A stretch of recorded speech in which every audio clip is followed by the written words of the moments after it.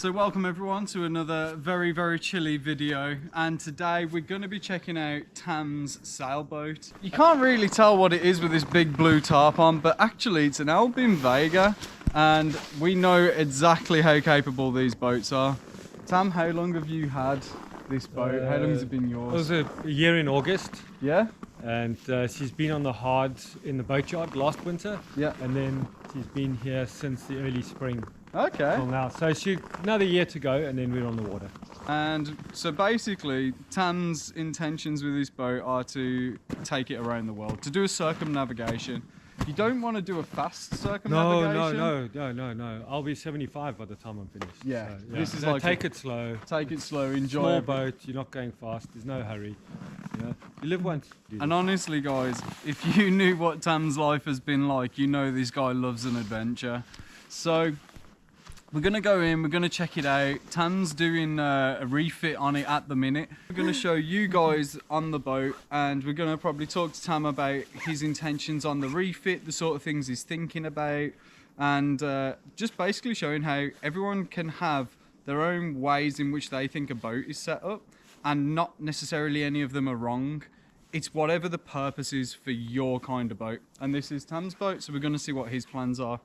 My DIY skills are mediocre, and that's on a kind day.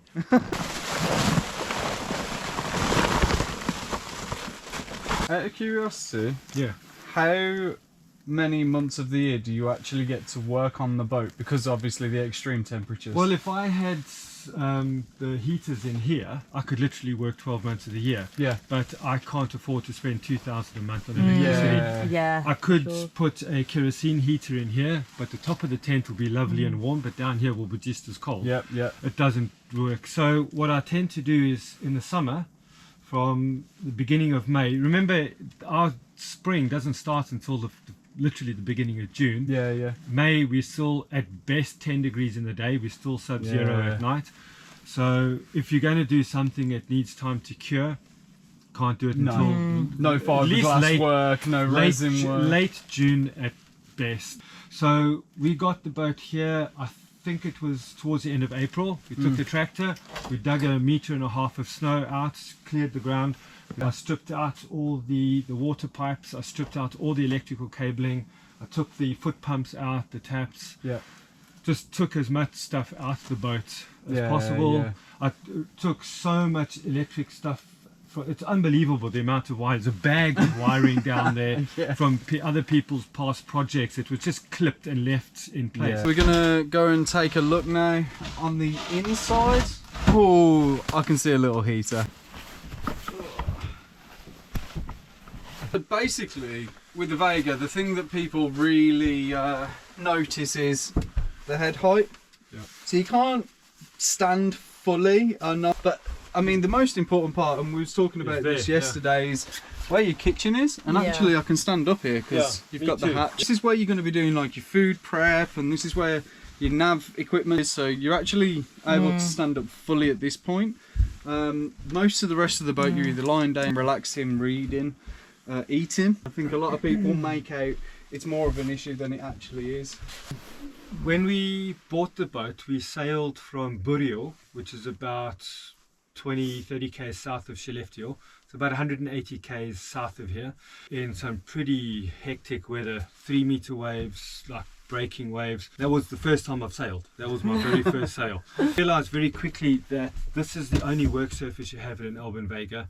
There is no work surface. You can't cook and so I put these two tables. We had some plywood, cut it to the sort of shapes we thought that we wanted, made the legs for it, oiled it, put them in, and now suddenly we've actually got, and of course you can still sleep in here, you can put your legs underneath. I've put the nets in. This has got 2 small nets, that's got 1 big net. By your feet there's a net on either side. By your shoulders there's a net on either side as well. Yep, just back here. So there's like loads of soft storage. Yeah, tons. Yeah. These 2 poles, it's the aluminium tent that came with the boat. Yeah. And put them in, top and bottom. Wrap them with some string.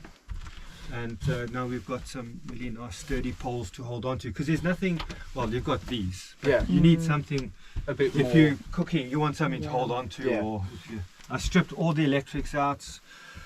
I've tried my best to get the lights where I want them, or where I think I need them.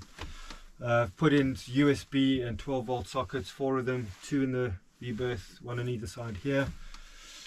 And we bought everything. There was nothing that came with the boat. The radio that came with the boat had the old telephone handset, and it actually worked. Yeah. Which is even more amazing. Replaced all the water pipes. Yeah. Done all that. So you've got 60 litres of water capacity on the boat in the V-berth. In the V-berth only. But what I'm thinking of doing is, underneath the sole here, the keel is empty until you get to the ballast. So it's not particularly wide, it just gets narrower and narrower, but it's a lot of space. And I was thinking of getting one of those really heavy duty siliconized water bladders. Because you could easily get another 50 litres, 60 litres in there. It's the right part of the boat to put the weight all the way down. There's storage in here, another food storage in there, and that's big and deep. It's that whole area down. And then the stove. I'm not sure if that's a stove we're going to use. Again, this is ice. That's a brand new Primus stove. It's literally never been used. So I've also got the Origo 3000 alcohol burner. Which I'm thinking of putting in here, and we'll keep this for if you go for a fly on the beach. There you go. Yeah, that's proper. Freezer at the back, fridge in the front. I'll sit down and we can talk about these wonderfully soft, comfortable cushions. Do you know what? They are so comfortable. These are memory amazing. foam bed mattresses. So the cushion covers myself. And this is dumpster dive material as well, so this didn't actually cost us anything. You know those gazebos you put on your veranda and your balconies? Well, it's the material from a very large one that was just chucked away, and we said thank you, we'll have that.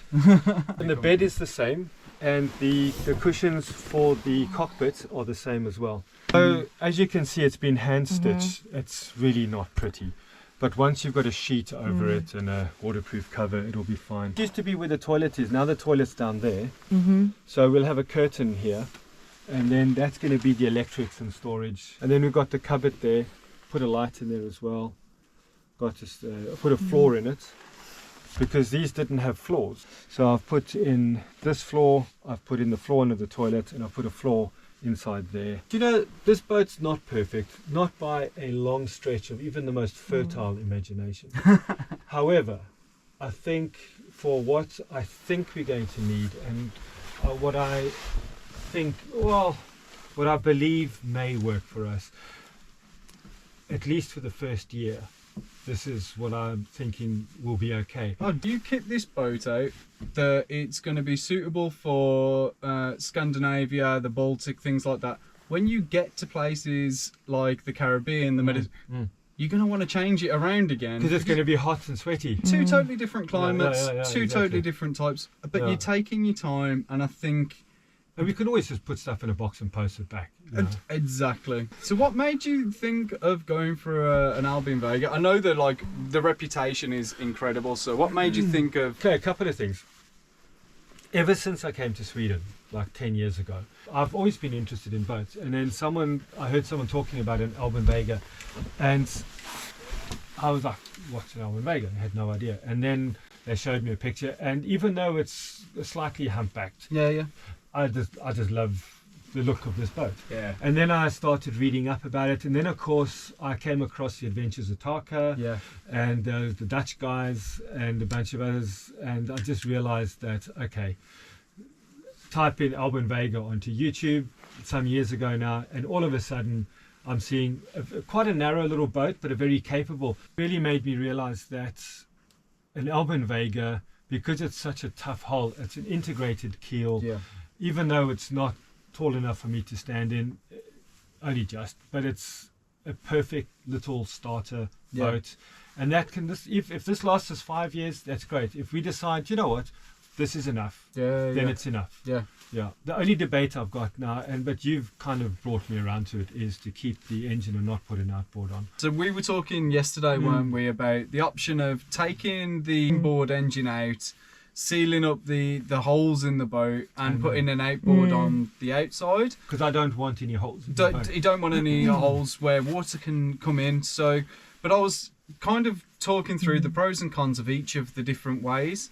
And one of the things that I really truly believe is to just keep things simple.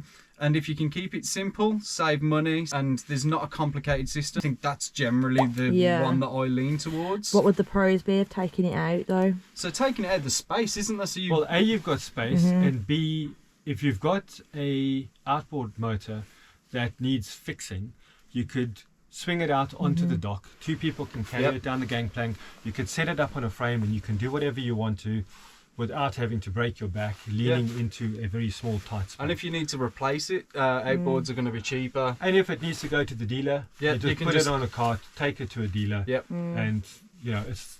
So there are there's a couple of Vegas. Actually, there's quite a few Vegas up here that have taken the engine out and put outboards on. And they don't even put a 10 horsepower. They're 6 horsepower. Yeah, no, that's enough. Yeah. But they're not then sailing Around, big journeys. So you need at least 10 to 12 horsepower. That tends to turn out to be like a 40-kilo engine. That starts to get unwieldy. And like you said, if you have a heavy following sea, your there's a good engine's on chance the that back. can get ripped off. Yeah. So the main reason I thought about keeping the inboard is it charges your leisure battery side of things, and just like a convenience thing. Like you don't need to take an engine out then, and they are good. The outboard, you would then be getting a suitcase generator to charge the leisure batteries as the backup. And then why buy a suitcase generator when you already have an inboard engine that can do that job? What I'd have to do then is put a high output alternator on there. Not necessarily, no. Like we've not put a high output. The high output alternator is usually for lithium batteries.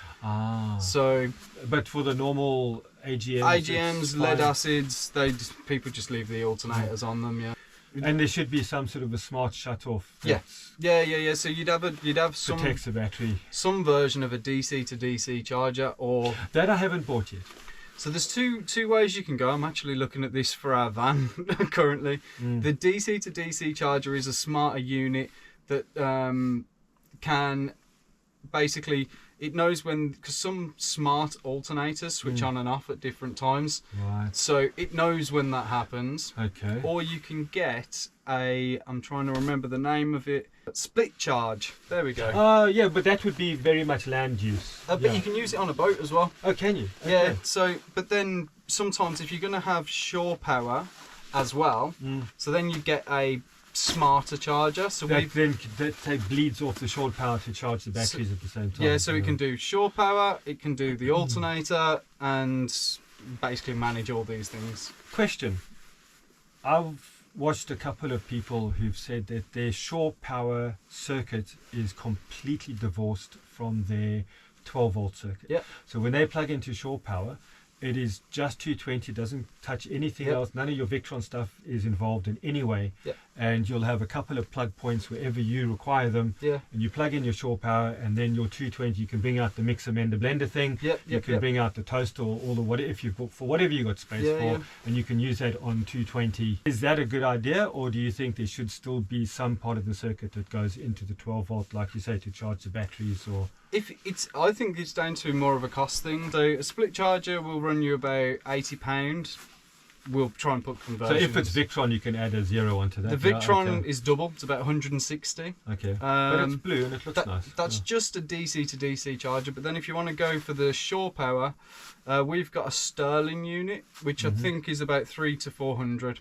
Okay. But it does everything. This is such a shoestring budget. It's unbelievable. Yeah. So I didn't bargain with the seller. He just told me how much he wanted. Anything of value except that old radio had been taken out the boat, the radio, and he asked 35,000 kroner, and I just said yes on the spot. Because Vegas were produced 69 to 79, 3,500. This is sale 3,259. So it's the last 250 Vegas that were made. So all the mistakes from the Vega 1, Vega 2, everything that they'd learned the last 1,000 or so would have had. So I knew that this was one of the very last produced. 35,000, I probably overpaid by at least 10,000 pounds, 10,000 kroner.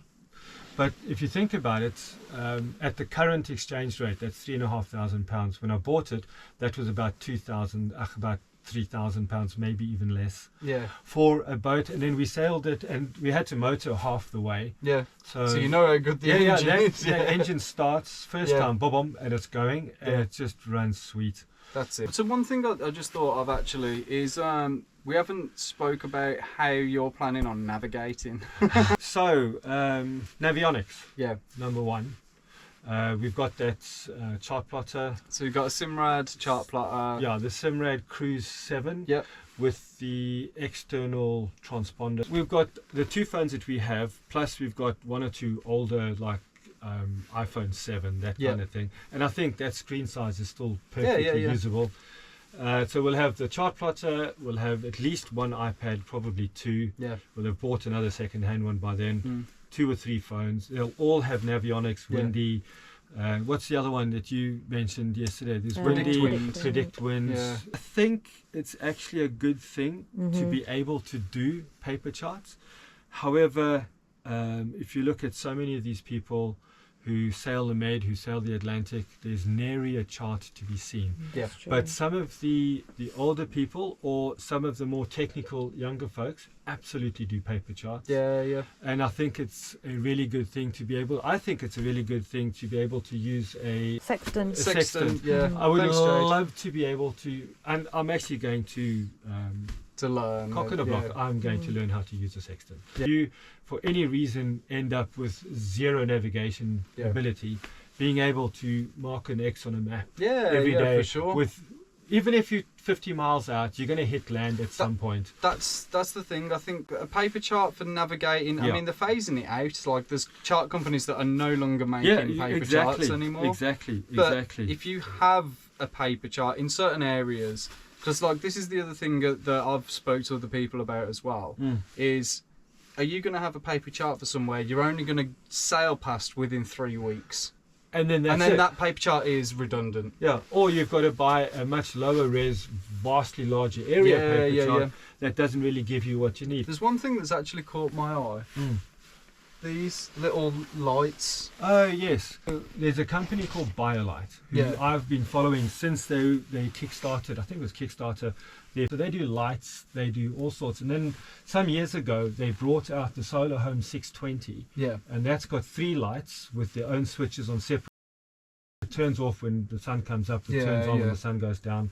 Got a light on the main panel, you've got a radio, you can plug in an MP3 player, it's got a little space to put a phone, and they sell these and to raise money to sell these in East Africa. So they have tens of thousands of these now. I believe it's tens of thousands of these in little huts in East Africa. And what's really nice about this, it's got its own little solar panel outside. That is completely independent of anything else. So whatever else happens, if we get struck by lightning, I've still got a way to charge my phone. I've still got light in the boat. I've still got light outside the boat. I still have a means. Even if I take these 2 lights, stick them on the front, paint one green, paint one red, I can still let people know that we're here. And it's got nothing to do with anything else in the boat. It's not connected to anything. Probably not necessary on a boat, like a much bigger boat with all these fancy systems. But for me, I like the fact that A, I can contribute, and B, it's a system that is independent from everything else. It's not for everyone, and that's the thing with a lot of these things that people do on their boats. It's personal, like the way that someone has the house decorated is personal. This is when you're on a boat, you're thinking about safety, you're thinking about comfort, and everyone's going to have a different idea of that. Thank you for showing us Thanks around. for coming up here and eating all our food and drinking all our drinks. Yes, and we are being pretty such good. bloody awesome people. I've watched you for so long, and I am so happy that you guys actually made the effort to come all this way north. Well, do you know what? It's an absolute pleasure. You hosting us like is out of this world. Just so generous, so kind. Well, you're the right people for it. I hope you guys have enjoyed this video and enjoyed this little tour and a little chat. Yeah. If you have any questions, put them down in the comments. Tam, you able to reply to some questions? Yeah, absolutely. Send them my way. Yeah, absolutely. And I haven't done much with my subarctic life channel. The videos are horrendous. If you want to see a Vega doing some sailing, it's there. Yeah, for sure. Little. Thanks for watching, and we'll see you next time. Hey, dog. Bye. Like a dog. Do I sound You like a don't dog? sound like a I dog. sound No, like a not at dog. all. I sound like a South African. A Brummie and a South African next South to each Brummie. other. No one's going to understand. They'll be like, are they speaking English? Yeah, not really. Not really.